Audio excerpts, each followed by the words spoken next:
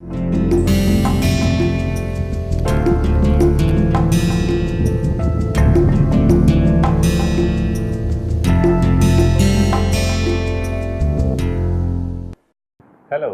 welcome to Advanced Composites.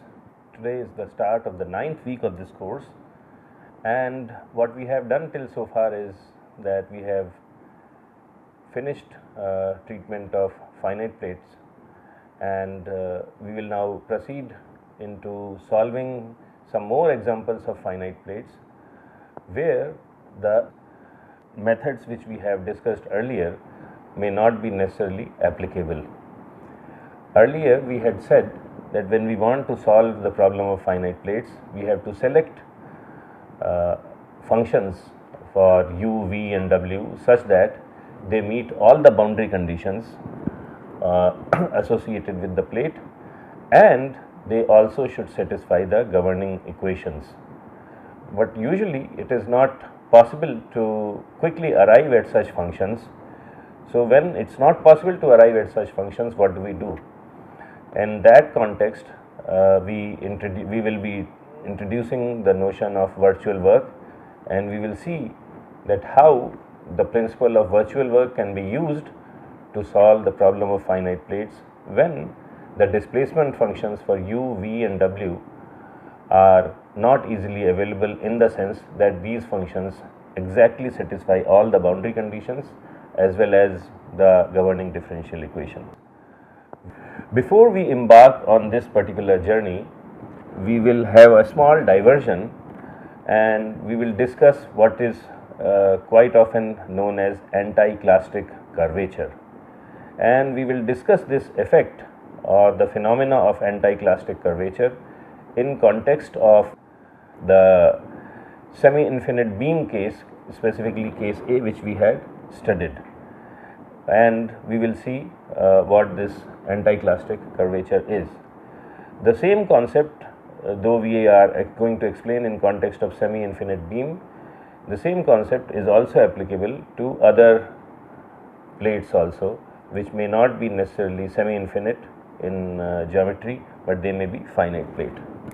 So we will first revisit case A for the semi-infinite beam in context of anticlastic curvature.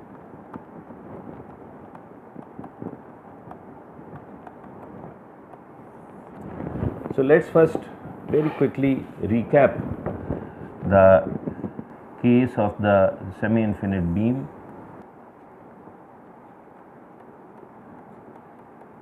So this is case A, and here the beam lamination sequence was 0, 90 symmetric, and the boundary conditions at the pinned end were W naught is equal to 0, U naught is equal to 0, V naught is equal to 0, and Mx naught equals 0. And at the roller end, the boundary conditions were W naught equals 0, Mx equals 0, and then because it's free to move because of roller support, Nx plus is equal to 0 and Nxy plus equals 0. And also I will just write this lamination sequence below. So the lamination sequence is 0, 90 symmetric. The plate was also uniformly loaded with a load intensity of Q.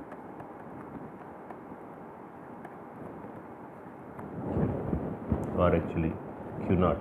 So it's a uniformly distributed load.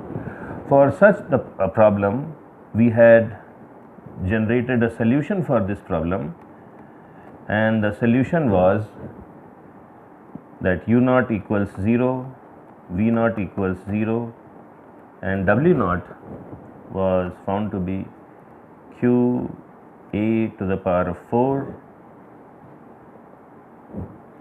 over 384 D11 into 16x over a 4. So, this entire length is A, okay, and our coordinate system is in the middle. So 16x over A whole 4 minus 24x over A square plus 5. So this was the expression for W, and now that we have U, V and W, we also calculated Nx was found to be 0 and Y was found to be 0, Nxy was found to be 0, Mxy was found to be 0, and Mx was determined to be qa square over 2 1 minus x over a whole square, and then My equals d12 over d11 mx. Okay, and if we have to calculate curvatures, kx is equal to del 2 w naught over del x square. So this is not equal to 0. Ky, because w is not a function of y, and ky is defined at del 2 over del y square. So this is equal to 0, and kxy is also equal to 0. So this is the overall solution. Now, and finally, we will also write an expression for qx effective. So we had said that qx effective is defined as dmx over dx, or actually partial derivative, plus 2 del mxy over del y, and because mxy is 0, this term is 0, and mx is qa square times 1 minus x by a whole square. So if I differentiate this in x, I get minus qa square over 2 into minus twice of x over a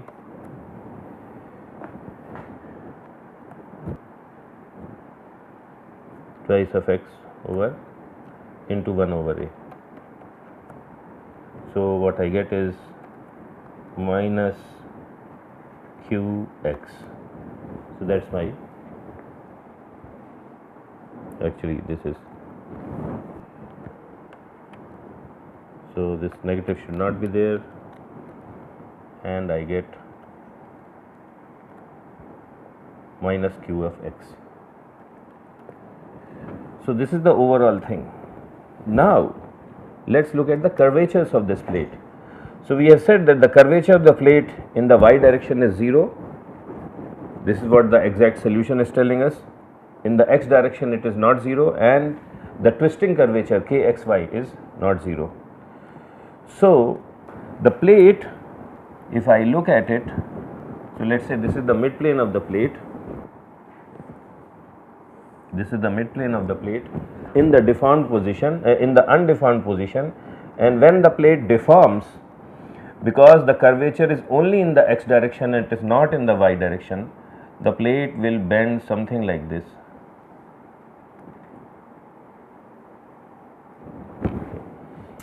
So this green line is the reflects the curvature of the plate.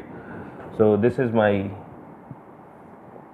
x axis, this is my y axis, and vertical is the z axis. So the plate bends only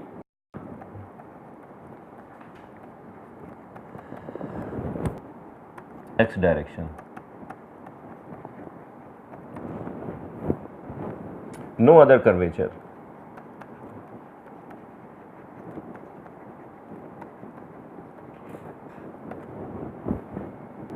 Now we will look at, so this is how the plate is going to bend. This is what we should expect, and this is what actually happens as observed in physical systems. Now let us look at the moments on the plate. So if I take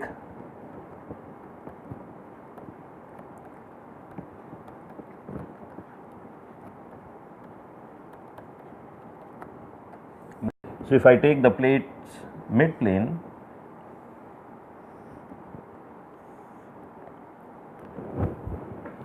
we have seen that mx is not equal to 0, my is not equal to 0, and mxy is equal to 0. This is what we have computed. Okay, mx is equal to qa square times 1 minus x over a whole square, and my is d12 divided by d11 times mx. So mx is not equal to 0. So if I have to, so if this is the mid plane of the plate,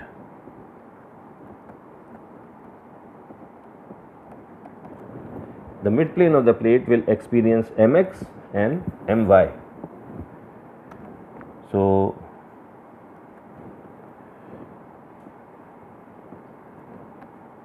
this is how the mx will get. This is the positive mx on a small infinitesimal small mid plane surface area of the plate. So this is mx, and also there is my, and of course mx and my, they vary with respect to position, but they are not 0 along the entire length. So this is my. So let us mark these points A, B, C, D, A, B, C, D. So we will make some comments. So the first thing is A, B, C, D is portion of mid plane.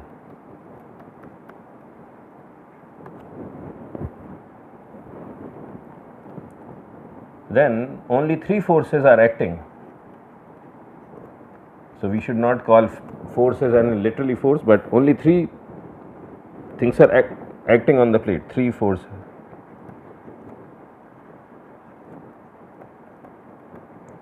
So what are those 3 things?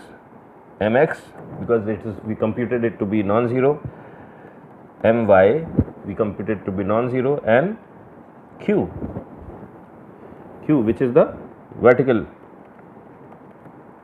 because the plate is transversely loaded, so that is q is there.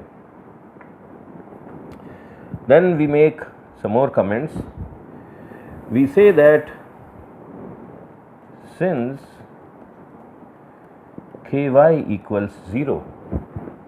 So what is ky? Ky is the curvature in the y direction. So this is x, this is y. So ky is equal to 0, and if ky is equal to 0, it means the curvature along the line AB and CD, that curvature is 0, and if that is going to be 0,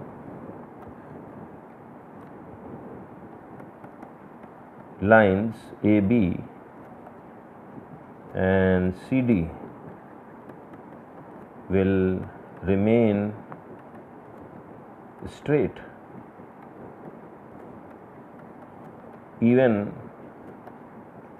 after load Q is applied. More observations.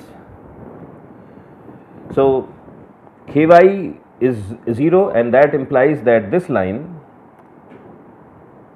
will remain straight, and also this line will remain straight. If it was straight to begin with, it will also remain straight, because the curvature in the y direction is 0. Okay. The other thing is, there is a vertical force Q acting on the plate. The force is acting like this, vertical force, And what balances that? That force, if there was nothing to balance it, the plate will just drop, right? So what balances it? There is a moment like this mx, moment like this mx, and my on these two edges. So mx and my are responsible for balancing the force against external load q. So let's write that down. Vertical force qxy, actually I should not call force, it is load, and it's a distributed load, is balanced by mx and my, but my equals d12 over d11 mx, and typically for the composite system which we are discussing, d12 over d11 is approximately equal to 0.022. So what that means is that my is equal to 0.022 mx. So my is very small compared to mx. So most of the balancing is being done by actually mx. Thus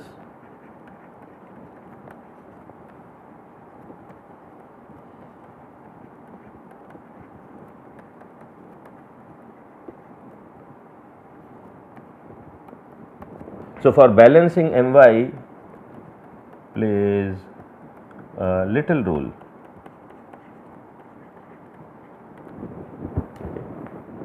So my, it does balance, but its role is not significant.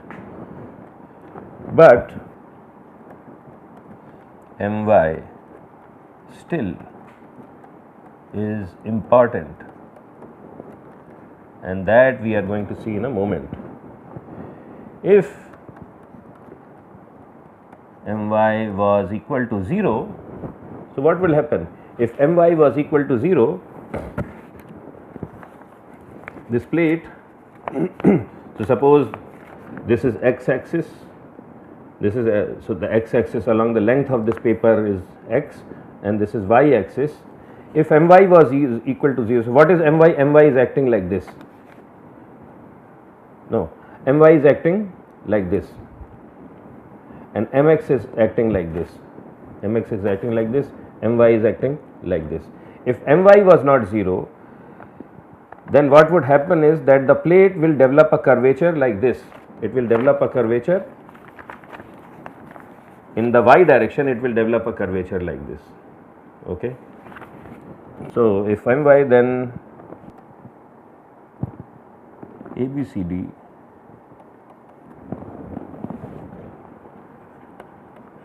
gets curved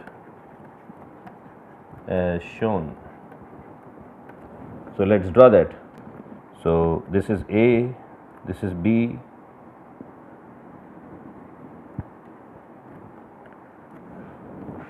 so this is the deformed position A prime and B prime, and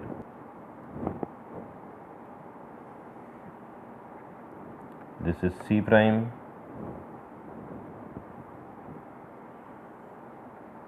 this is D prime.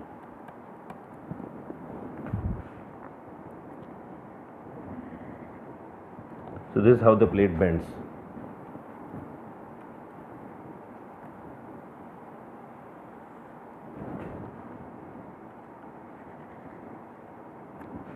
Okay. So here AB prime curves upwards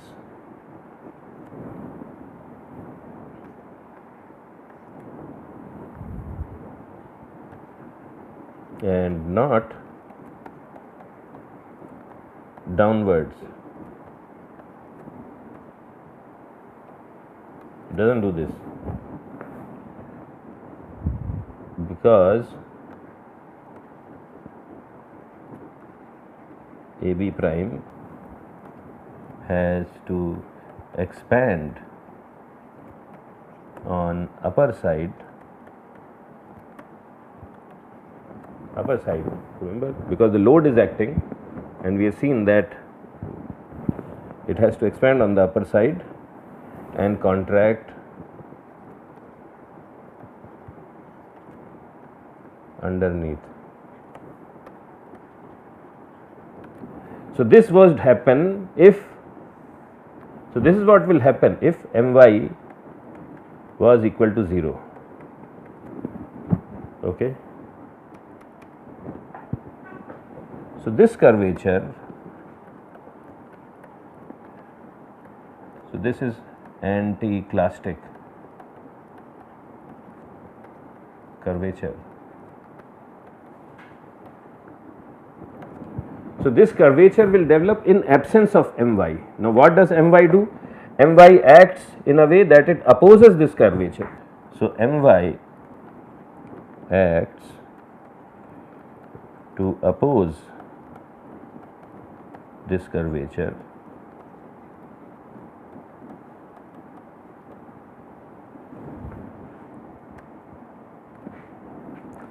So My acts to oppose this curvature and keeps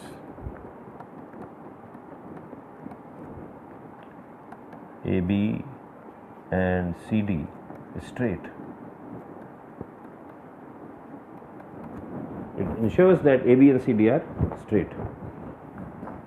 Okay. So this is the role of My. If My was not there, then the plate would bend in the as per anticlastic curvature. Now, what is My? My equals D12 over D11 times Mx. Okay. And what is D12? D12 is directly proportional to Poisson ratio, right? Poisson ratio of the plate.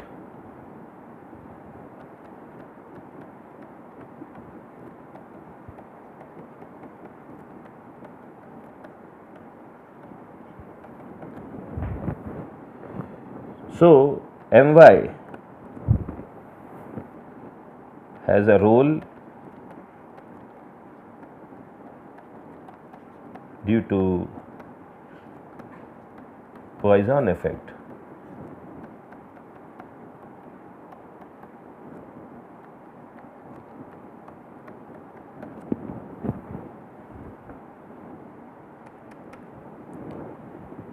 Thus, it is the nature of material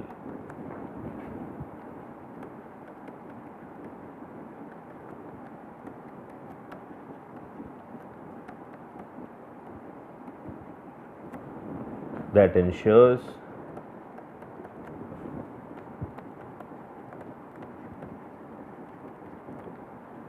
del over del y equals 0. Okay, because curvature is what? Second derivative of W with respect to y. So it is the nature of material that ensures that del over del y is 0, and because it's related to Poisson effect.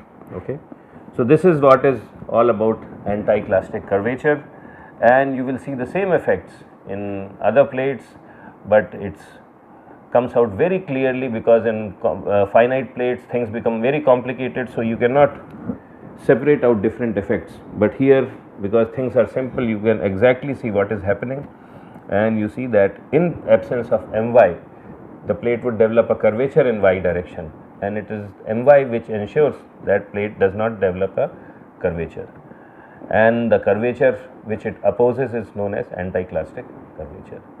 So that is what I wanted to discuss today.